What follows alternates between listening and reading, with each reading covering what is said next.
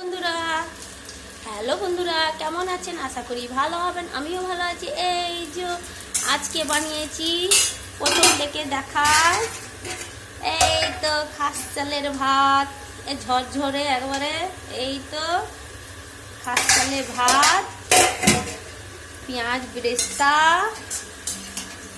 এই যে আমার হাজব্যান্ডের পছন্দের খাবার, আমার খাবার। এই যে স্যালাড আর শসা, পেঁয়াজ কুচি আর শসা। আজকে তো আবার রবিবার বলে মাংস তো নিশ্চয়ই হবে, মাংস ছাড়া তো চলবে না। এই তো আজকে বেলা হয়ে গেছে বানাতে বানাতে।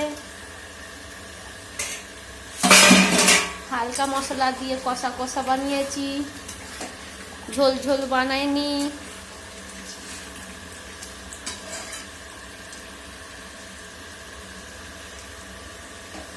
এই যে বন্ধ করে দিলাম।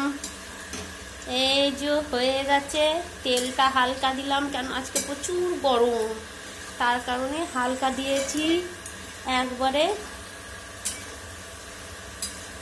হয়ে গেছে।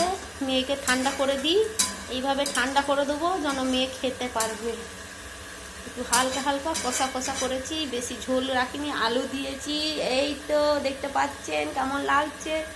এই যে হয়ে গেছে। এবার 2:30 বাজতে চললো।